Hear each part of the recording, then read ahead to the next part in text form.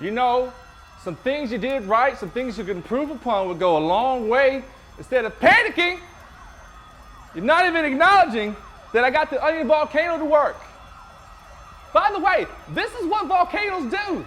Today on Poor Choices, we will be learning how to make steak and shrimp teppanyaki along with fried rice, seared vegetables, and a yum yum sauce to put it all over the top. The best part is you don't need one of those big ass teppanyaki grills. All you need is a cast iron pan, a little patience, and some knife skills. Which brings me to today's partner, Nakano Knives. They graciously sent me these chef's knives, which I use to do all my prep and cooking, and I'll be talking about them later in the episode. I don't even like volcanoes, because they're musty.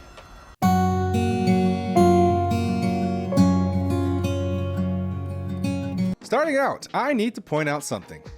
This recipe has what seems like a lot of methodical steps, but it's a workaround to not actually having a teppanyaki grill. Those not only have huge amounts of surface area where you can control the heat in different parts of it, but they can get ripping hot, giving everything that good searing which brings out the flavor. Moisture is the enemy in getting a good sear, and when you crowd everything in the same pan, you're just steaming or boiling your food. And they also have great ventilation, so they're not filling up the room with smoke. So if you're looking for the closest thing to the teppanyaki experience, don't take any shortcuts if you're going to follow this recipe.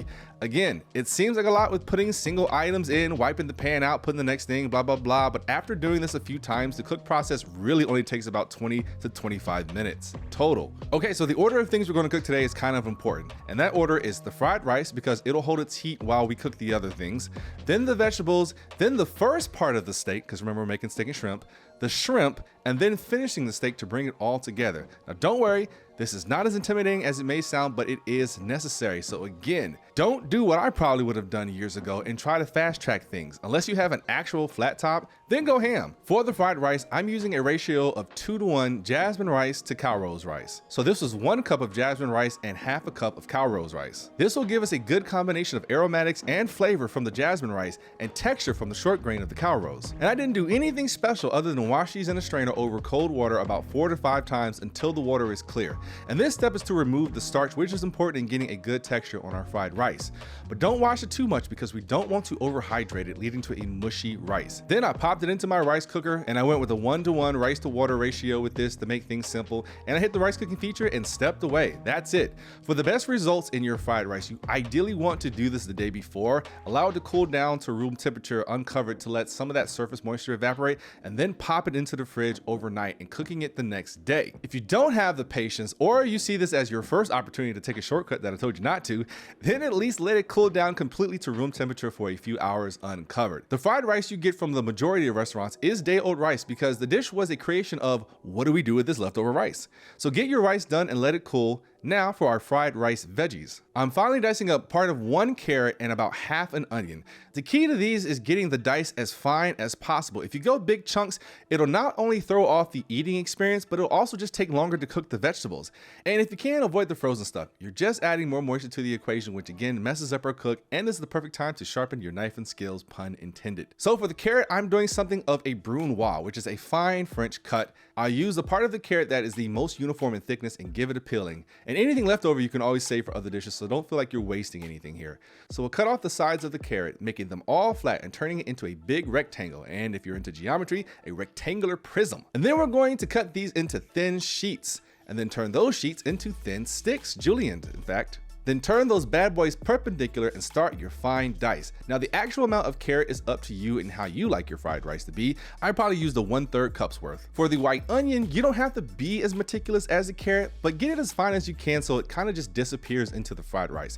No big chunks, and this is just for the fried rice. Later on, we'll get our chunky onion on. So I'll cut it in half from end to end, discard the paper, cut off the stem end, but leave the root intact so it stays together, and then do long cuts like this down the onion towards the root. Now some people will do the horizontal cut on the onion because they say it does a finer dice. I'll be honest, it depends on how I'm feeling that day or how big my onion is. Whether you do it or not, you just won't fine dices like this. And if you need to go slow to get this down, don't worry, safety first. Again, I use half an onion here. For the green onion, just slice it as thin as you can.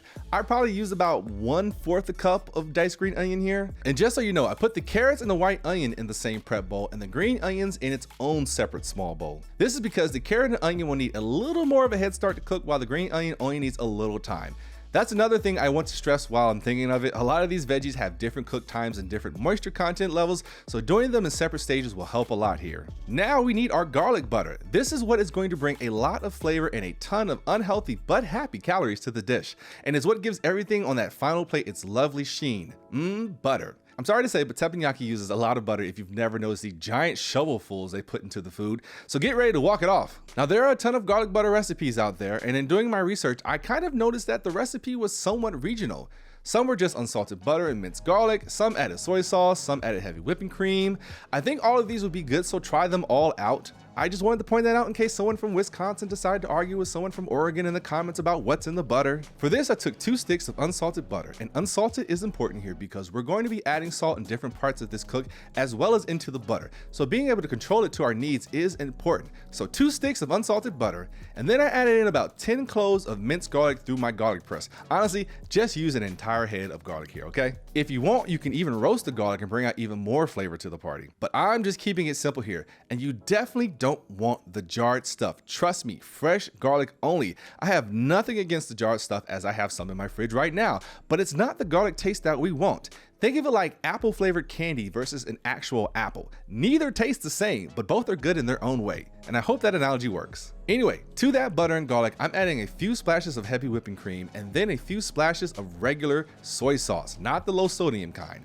Finally, a pinch of salt, and I went with this version of the garlic butter recipe, honestly out of curiosity at first, but when I went down the rabbit hole of retired teppanyaki chefs, a majority of them said that this was the one that they used, so I went with it. Again, play around with your garlic butter mix. This will be a little more butter than you need, but it's good for a week. And lastly, we need 2 scrambled eggs, some salt and pepper ready to go, and some soy sauce on standby, optionally some sesame seeds too.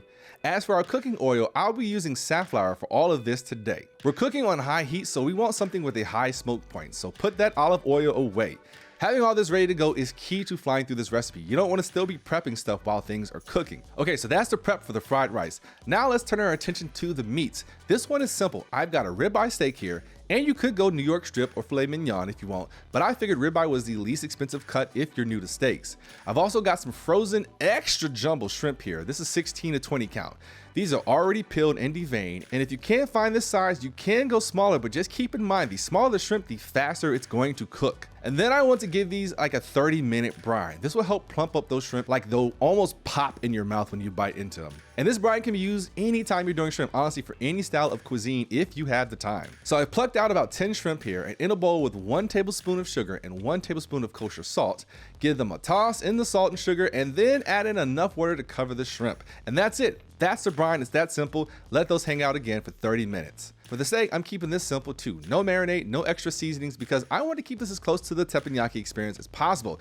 Not saying you can't, but you really don't need to. A lot of our flavor comes from the salt, the soy sauce, and that butter, as well as the Maillard reaction from cooking over high heat. And just in case you didn't know, the Maillard reaction or the Maillard reaction, I've heard it so many different times, but it is that browning you get on things like toast and on seared meats. And that is where so much flavor is. But I will salt the steak and let it sit uncovered in the fridge for about 30 minutes to kind of get a dry brine going on. This process will help give us a juicier steak as well as help in that browning process when we sear the steak. And this is all through the power of osmosis and blah, blah, blah. If you want to look up the Maillard reaction and dry brining, go look for it. Okay, so those are prepped. Now our yum yum sauce, as that will need a little more time in the fridge as well. For this, I mixed up half a cup of Japanese mayo, but you can use regular mayo here too if you only have that. 2 tablespoons of melted or softened unsalted butter, 1/4 cup of heavy whipping cream, 2 teaspoons of ketchup, 2 teaspoons of white sugar, 1/4 teaspoon of kosher salt, 1/4 teaspoon of garlic powder, 2 pinches of paprika, and a pinch of ground black pepper. Give it a mix and let it hang out in the fridge covered for at least 30 minutes. But honestly, this is best chilled overnight to let those flavors really come together. I've said it before and I'll say it again, anything mayo based will always taste better when it's had a few hours to chill. Okay, our last prep step. This is simple and up to you what vegetables you have. I'm going with mushrooms, onions, and zucchini. Feel free to sub in broccoli or whatever you want. I'm chopping up these white button mushrooms into slices. For the zucchini, I'm cutting them into spears for right now, and my onions I'm slicing into rings, keeping them whole as well. I will slice the onions and zucchini midway through the sear, but keeping them whole will release less moisture into the pan initially. And I want seared vegetables, not steamed vegetables, so keeping water out is key. Also, one last note, if you feel the need to wash your mushrooms, this is just in case you see them being extra dirty, use a damp paper towel instead of running them underwater. Mushrooms are just tiny sponges, and they'll release any moisture right back into the pan. As for the measurements, this is up to you. I used half a container of mushrooms, 1 whole zucchini, and the middle sections of an onion. By the way, notice how easy I was cutting them their vegetables and stuff? That is thanks to this video's partner, Nakano Knives. They sent me over the chef's knives from their wooden series to try out, and it totally delivered, especially since I was in need of a new chef's knife. The sharpness was great right out of the box for getting the fine cuts and dices I needed. It felt good and balanced in the hand for precision, and it was an easy cleanup. Part of being a safe cook is having a sharp knife, believe it or not, because it helps avoid knife slipping and cutting into something that belongs to you. And I totally understand why they stand by the quality of their knives. Their blades are made from high carbon stainless steel and are crafted by master artisans to last multiple generations. That means you can hand them down with all them cast iron pans. So shout out to them. I definitely wouldn't mind them sending over some more knives, wink wink, to use. Hell, I'll use them for every cook for the rest of the year. And you can too by visiting nakano-knives.com/poorchoiceskitchen and use promo code Poor Choices Kitchen, and I do believe that promo code needs to be in all caps. Okay, let's get ready to cook. Make sure you have everything ready to go. Get the meats out the fridge, and for the shrimp, get them out the brine and onto some paper towels and pat them as dry as possible. No moisture on them at all. Our steak is sitting out, and no, we're not going to cut it up. I'll explain why later. So first up, the fried rice. Get your cast iron up to medium, almost medium high heat. Every stove is different, but we want our pan nice and hot so everything cooks fast and gets a good sear, just like the restaurant grills. Throw down a little safflower oil and spread it with your spatula. Toss in your egg, lightly salt and pepper it, and then once it's set, start breaking it up into these small bite-sized chunks we're used to seeing in our fried rice.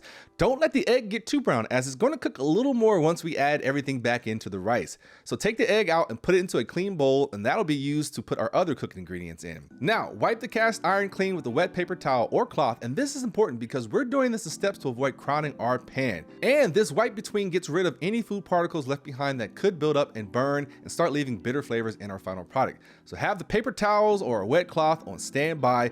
Don't skip this. Back on the same heat, our pan goes. Add some more oil, then our onions and carrots, and give them a sprinkle of salt and pepper and saute them until they're softened. The tiny cuts of these will make it go fast, maybe like 2 minutes. Then we'll add in our green onions, mix it in for about 30 seconds, and then kill the heat. Add the veggies to the bowl with the egg, wipe out the pan again. Oh, and check your spatula to make sure it's not building up any burnt bits of food. Feel free to wipe that clean too. Now it's time for the rice. Add in some oil, spread it around, and dump your rice in. There's a chance you may have cooked more rice than you actually need to fry up, so don't be afraid to portion it out. We want enough room in the pan to spread our rice out so all of it can get cooked and allow the moisture to evaporate. If we crowd it, the rice on the bottom will fry while the rice on top just sits there. Keep breaking it up and stirring for about 2 minutes or so. Next is a big dollop of our garlic butter. Make sure it coats all of the grains of rice. It's going to give us that flavor and that classic teppanyaki shine. Once the rice has been coated, toss back in the veggies and egg and mix together. Keep things on the move so nothing collects at the bottom and starts to burn.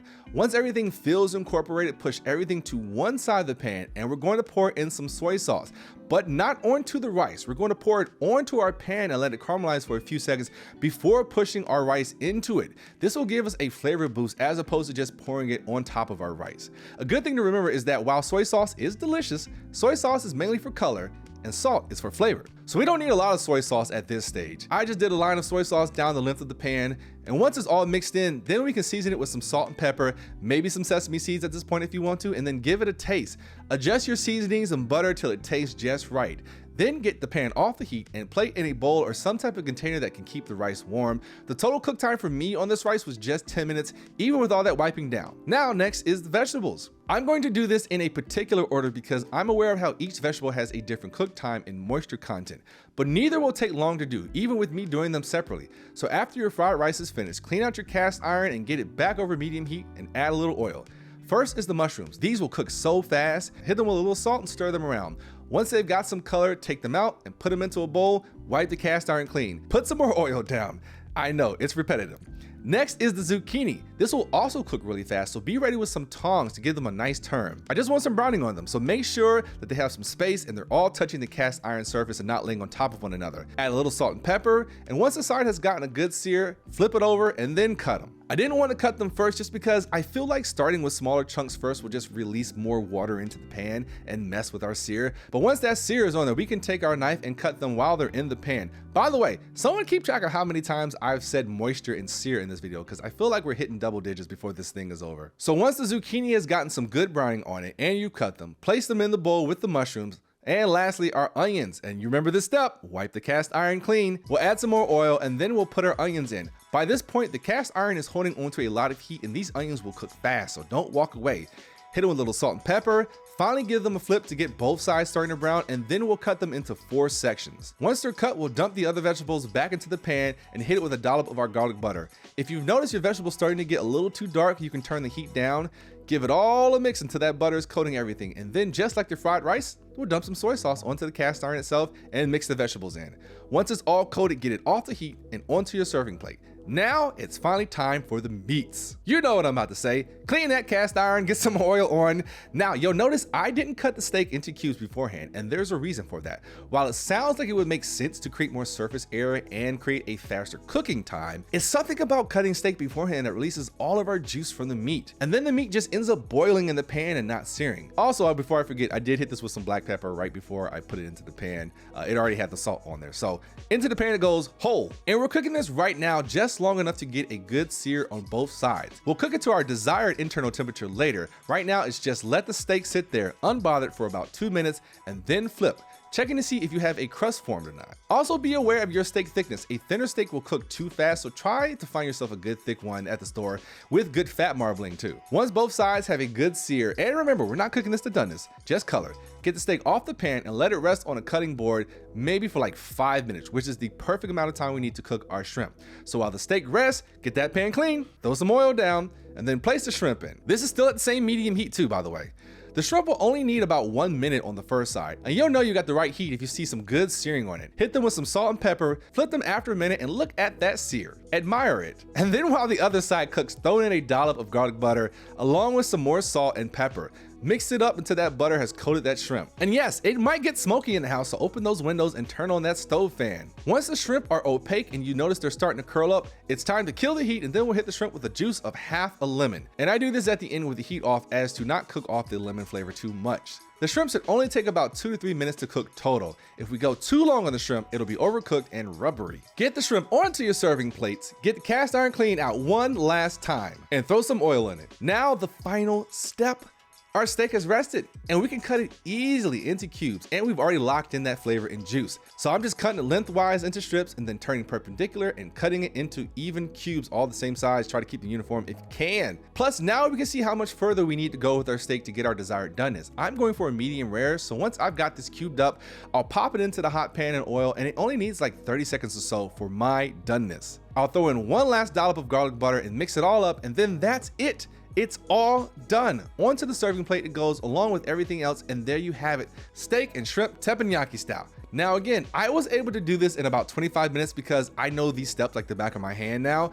But if you took a little longer and now you're worried about cold food, don't be afraid to pop that thing in the microwave for about 30 seconds. The only thing that may have had time to cool, honestly, is the fried rice, but that holds its heat so well, so I don't think you have to worry about that too much. Everything else should be still piping hot. And I just want to congratulate myself because I have avoided using the word hibachi, since hibachi grills and teppanyaki grills are actually different. We here in the US just do that thing where we call 4 different things the same thing and it sticks. And there you have it. 2 very generous servings. Honestly, you probably could make these 3, but I'm being a fat ass right now. But this meal is so good. It's so good that it doesn't even matter that it's unhealthy. And I'm telling you, if you follow these steps, you are going to agree. This is so much better than any other type of way you've tried to do teppanyaki before at home. It's all about space, heat, and patience. And as far as the poor choice goes, you can always throw some sake along with this. Cold or warm, it is up to you. You earned it. Hey everybody, this is Poor Choices Kitchen. We have a Patreon link down in the description. $1 a month is all we ask for. Helps pay for these recipes in these here inflated times. And don't forget to check out Nakano Knives. Again, shout out to them for sending me the chef's knife right in the time that I needed it. And again, hint, hint, I will also take more knives and talk about them. So until next time, you all enjoy your food. And remember, 60 minutes of cardio is probably what you're gonna need to walk off this recipe. So enjoy, and I'll see you soon.